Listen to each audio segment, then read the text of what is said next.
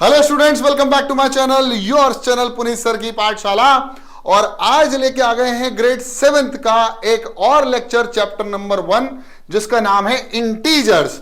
और हम बात करने वाले हैं आज की इस खूबसूरत सी क्लास में एक्सरसाइज 1A का question number 6, question number 7, question number 8 and question number 9। तो हमारा जो उद्देश्य होगा वो इन्हीं क्वेश्चन के ऊपर पूरा फोकस होगा। ठीक है, तो बिना देरी किए इस लेक्चर को शुरू करते हैं। तो मेरे प्यारे बच्चों, पहला क्वेश्चन इस लेक्चर का जो है आपकी कंप्यूटर स्क्रीन पर, इवेल्युएट 2 into 4 into 6 into 8। सबसे पहली चीज, एक बात का विशेष रूप से ध्यान रखना कि मैंने आपको बताया था जब भी प्लस साइन मल्टीप्लाई हो रहा है, चाहे वो ऑड टाइम्स हो रहा हो या इवन टाइम्स हो रहा हो, तो ओवरऑल आंसर आएगा वो हमेशा कैसा आता है? पॉजिटिव। ठीक है, ये बेसिक हो गई। दूसरी बात, जब हम नेगेटिव साइन को मल्टीप्लाई कर रहे हैं, तो अगर मान लीजिए नेगेटिव साइन को ऑड टाइम्स मल्टीप्लाई कर रहे हैं, यानी 3 बार मल्टीप्लाई कर रहे हैं नेगेटिव को, या 1 बार ही मल्टीप्लाई हो रहा है, या 5 टाइम्स इट इज मल्टीप्लाइड, जैसे यहां पर एक ही बार माइनस आ रहा है, इसका मतलब कितने टाइम्स है? ये 1 टाइम है, यानी ऑड है। तो ऑड का जो हमेशा आंसर आता है वो कैसा आता है? नेगेटिव। और इवन टाइम्स अगर नेगेटिव साइन मल्टीप्लाई हो रहा है तो वो कैसा आता है? पॉजिटिव। जैसे माइनस इंटू माइनस 2 बार हो गया, या minus into minus into minus 4 बार हो गया, minus into minus into minus into minus 4 बार हो गया, तो हमारा जो नेट रिजल्ट आएगा वो पॉजिटिव आएगा। ठीक है, तो ये बेसिक सा हमारा चीज था। अब हम बात करते हैं हमारा पहला सवाल। आपको सब दिख रहा है, सारे पॉजिटिव है, तो सारे पॉजिटिव मतलब स्टेप बाय स्टेप सवाल को सॉल्व करना है। तो कैसे? यहां पर कर रहा हूं मैं सॉल्यूशन नंबर 1। देखो, सबसे पहले तो हमको 2 और 4 को मल्टीप्लाई करना। 2 4 हो गया 8 मल्टीप्लाइड बाय 6 मल्टीप्लाइड बाय 8। अब आप चाहें तो 8 इंटू 8 कर सकते हैं। तो सबसे पहले तो क्वेश्चन लिखना चाहिए, 2 इंटू 4 इंटू 6 इंटू 8। फिर हमने लिखा 2 4 जा 8 इंटू 6 इंटू 8। फिर 8 8 जा 64, तो 64 मल्टीप्लाइड बाय 6, और 64 मल्टीप्लाइड बाय 6 होगा 6 4 जा 24, 6 6 जा 36 प्लस 2 दैट इज 38। तो हमारा जो नेट रिजल्ट आएगा वो आएगा 384। क्लियर? तो जब ये हमारा नेट रिजल्ट आ गया 384, यही हमारा आंसर होगा। और ओवरऑल आंसर जो होगा वो कैसा होगा? पॉजिटिव। अब साइन कैसे मल्टीप्लाई करना वो भी आप इस लेक्चर में सीख जाएंगे। देखो ध्यान से। तो अब हमारा क्वेश्चन नंबर 2 है, हमने सेपरेशन कर दिया बोर्ड का। तो सॉल्यूशन नंबर 2, सबसे पहले क्वेश्चन उतारना हमारा परम धर्म है या कर्तव्य है। तो देखिए, when 2 is multiplied by -4 then multiplied by 6 multiplied by 8। तो आपको एक बात समझ में आ रही होगी कि न्यूमरल्स तो सब सेम है, तो नेट रिजल्ट हमारा न्यूमरल फॉर्म में तो 384 आएगा। अब जो चेंज होगा वो किसका होगा? प्लस या माइनस का। तो मैंने अभी बताया था कि अगर ऑड टाइम्स नेगेटिव है, ऑड टाइम्स नेगेटिव मतलब negative sign odd times multiply हो रहा है, minus into minus into minus, कितनी बार मल्टीप्लाई हुआ? 3। तो नेट रिजल्ट कैसा आएगा? नेगेटिव।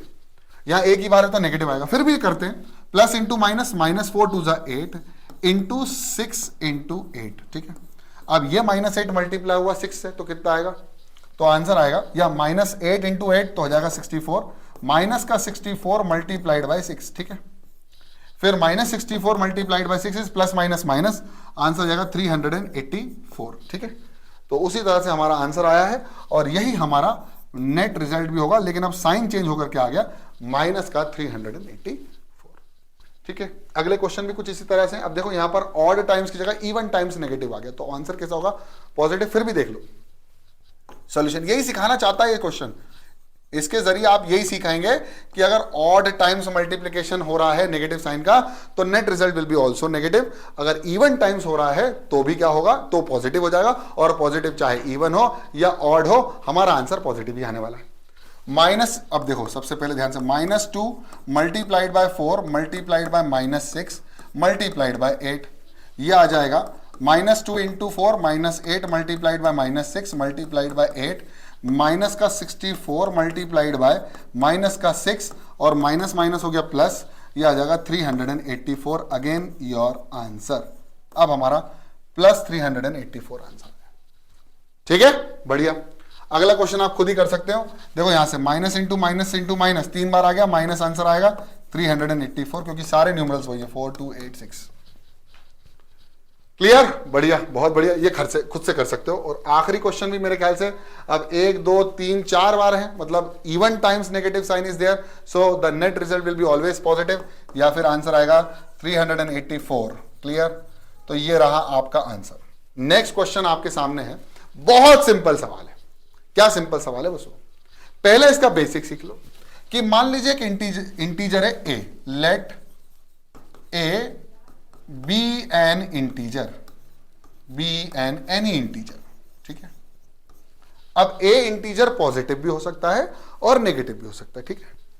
अगर ए एक इंटीजर है और इस ए को मैंने -1 से मल्टीप्लाई किया, तो 1 से मल्टीप्लाई करने पर किसी भी नंबर का आंसर क्या आता है, या किसी भी नंबर को व्हेन मल्टीप्लाइड बाय -1, तो the result will be always the number itself. और अगर माइनस साइन है तो प्लस माइनस क्या हो जाएगा, माइनस, और ए बन जा कितना हो जाएगा, ए। तो अगर ए है तो माइनस ए हो जाएगा, माइनस ए है तो प्लस ए हो जाएगा। यानी वो नंबर में जब -1 मल्टीप्लाई होगा तो उसका साइन रिवर्स हो जाता है। साइन क्या हो जाता है, रिवर्स। तो देखो -47 व्हेन मल्टीप्लाइड बाय -1, देखो डिटरमाइन द इंटीजर, इंटीजर बनाना है हुज प्रोडक्ट विथ -1, यानी इसका प्रोडक्ट -1, प्रोडक्ट मतलब मल्टीप्लिकेशन, -1 से कितना होगा, माइनस इंटू माइनस प्लस, तो साइन रिवर्स करता है, और ये हमारा हो गया आंसर। इसके बाद क्या है, 63 व्हेन मल्टीप्लाइड बाय -1, तो आंसर आएगा -63, ठीक है। इसके बाद है -1 व्हेन मल्टीप्लाइड बाय -1, तो आंसर कितना आता है, +1। अब एक खूबसूरत बात बताने जा रहा हूं, 0 एक ऐसा नंबर है जिसका कोई साइन नहीं होता, it is a neutral number, neither negative nor positive, तो आंसर हमेशा 0 ही आएगा। ये रहा हमारा आंसर। बहुत सिंपल सवाल, आप लोगों को बन जाएगा 100%। अगला सवाल थोड़ा सा वही जो मैंने आपको बेसिक ज्ञान दिया था उसको फोकस करते हुए, हमारे पास टोटल 18 इंटीजर्स हैं। अब हमें आखिरी का साइन बताना है, पॉजिटिव रहेगा या नेगेटिव। 18 इंटीजर्स हैं, 18 मतलब इवन, ठीक है। सबको मल्टीप्लाई किया गया, ठीक है, मल्टीप्लाई किया गया। What will be the sign of their product, अब उन सबका साइन क्या रहेगा, 15 नेगेटिव है, 15 नेगेटिव, 15 नेगेटिव मतलब ऑड। ध्यान से सुनो, तो इन सब का मल्टीप्लीकेशन कैसा होगा, नेगेटिव, और पॉजिटिव चाहे इवन हो या ऑड, इनका आंसर क्या होगा, पॉजिटिव। और अगर एक नेगेटिव को पॉजिटिव से मल्टीप्लाई करते हैं तो आंसर क्या आता है, नेगेटिव, यानी इसका आंसर होगा नेगेटिव, ठीक। बच्चों मैं माइनस साइन और IVE लिखता हूं, आप इसको नेगेटिव साइन ऐसे लिख सकते हैं, नेगेटिव, ठीक है, इस तरह से भी लिख सकते हैं। अगला है 12 ऑफ देम आर नेगेटिव। 12 कैसा है, 12 कैसा है, इवन। इवन का आंसर क्या होता है, positive. Positive multiplied by positive, the answer will be always a positive, ठीक है। तो आप इस तरह से इसको लिख सकते हैं। इसके बाद 9 of them are positive, 9 again positive और रिमेनिंग नेगेटिव। तो 9 अगर पॉजिटिव है, 9 मतलब 18 में से 9 जाएगा तो कितना बचेगा, 9 बचेगा। तो 9 पॉजिटिव और 9 ही नेगेटिव, तो 9 नेगेटिव मतलब ऑड, ऑड का answer negative into positive, answer is negative. ये रहा नेगेटिव। इसके बाद ऑल आर नेगेटिव, सारे 18 के 18 इंटीजर्स नेगेटिव है, तो नेट रिजल्ट है हमेशा कैसा रहेगा, पॉजिटिव, क्योंकि 18 is a even number, is an even number, तो ये आ गया पॉजिटिव। मेरे प्यारे बच्चों समझ में आ गया, हाँ सर पोजीशन नहीं आएगा, पॉजिटिव आएगा, हाँ ठीक है, बहुत बढ़िया, क्लियर। तो यही बताना था, और ये आखिरी सवाल इस वीडियो लेक्चर का जो कि रहा आपकी कंप्यूटर स्क्रीन पर। एक बात ध्यान से सुनना, हमारे पास होता है कि डीमास मेथड, इसको हम आगे चल के BOD बोर्ड मास भी पढ़ते हैं। डीमास मतलब division, multiplication, addition, subtraction, these are the 4 different operation used in mathematics. और फिर ये है ब्रैकेट और ऑफ। तो हम पहले बॉड मास समझ लेते हैं। तो बॉड मास में जब ये सारे ऑपरेशन एक साथ आते हैं तो सबकी अपनी अपनी एक वैल्यू होती है कि भाई पहले किसको सॉल्व करना है, ठीक है। तो हम सबसे पहले प्रायोरिटी देखते हैं। प्रायोरिटी हमारी किसकी होगी, पहले ब्रैकेट की, फिर ऑफ की, फिर डिवीजन की, फिर multiplication, then addition, then subtraction is the last priority, अगर एक साथ हो रहा है तो। अब बोल रहा विच इज ग्रेटर, तो हमें पहले इसको सॉल्व करना है, फिर इसको सॉल्व करना है और आंसर बताना है, ठीक है। तो पहले देखो यहां पर डी मास कर लो या बॉड मास। तो 88 + 10, पहले ब्रैकेट सॉल्व करेंगे, तो 8 + 10 हो गया 18, और 18 को जब मैं 15 से मल्टीप्लाई करूंगा तो मेरा जो भी आंसर आएगा वो देखना है। इसके बाद हमें इन दोनों को सॉल्व करना है या इन दोनों को सॉल्व करना है, ये आपके ऊपर डिपेंड करता है।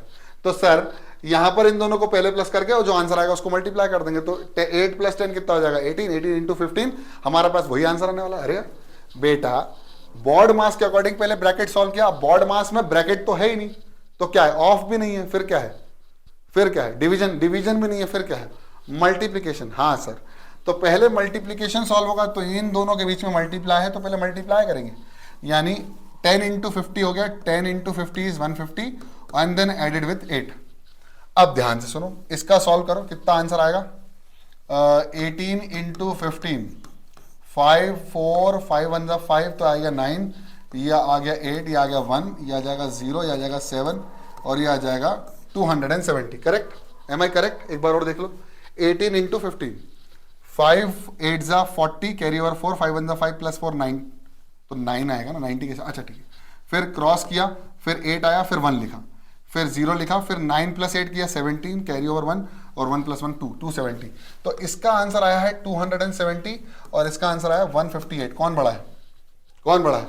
सर ये बड़ा है, इसका मतलब ये वाला आंसर बड़ा है, this is greater, this is small. ठीक है, ऐसे इसको भी सॉल्व कर लो। इन दोनों को पहले माइनस करो, जो रिजल्ट आया उसको 12 से मल्टीप्लाई करो, पहले इन दोनों को मल्टीप्लाई करो, जो रिजल्ट आया उसको 8 से माइनस करो, चेक करो। ये होमवर्क है आपका, ये मैं बता देता हूं। सर क्या करेंगे इसमें, देखो सबसे पहले सॉल्व करते हैं। -3 - 4 करली ब्रैकेट मल्टीप्लाइड बाय -5, सॉल्व करते हैं। माइनस माइनस प्लस, 3 + 4 हो गया 7, -7 multiplied by -5, that will be +35। तो इसका सॉल्यूशन तो ये आया। अब इसका देख लेते हैं। अब ध्यान से देखा जाए तो, ध्यान से देखना, अगर यहां ब्रैकेट होता तो ये 100% तय था कि इन दोनों के बीच में जो साइन है वो मल्टीप्लीकेशन का है, लेकिन यहां ब्रैकेट नहीं है, इसके अंदर ब्रैकेट है -4, यानी ये इसके साथ माइनस हो रहा है, -3 -4 इंटू -5। अब ध्यान से देखो, ब्रैकेट सॉल्व पहले किया, यहां ब्रैकेट नहीं है, कोई सा ब्रैकेट नहीं है, तो बेटा पहले इन दोनों का क्या होगा, मल्टीप्लीकेशन होगा। क्या होगा, इन दोनों का मल्टीप्लीकेशन होगा। ध्यान से देखना, मल्टीप्लीकेशन होगा। अच्छा सॉरी, बॉड मास है ना,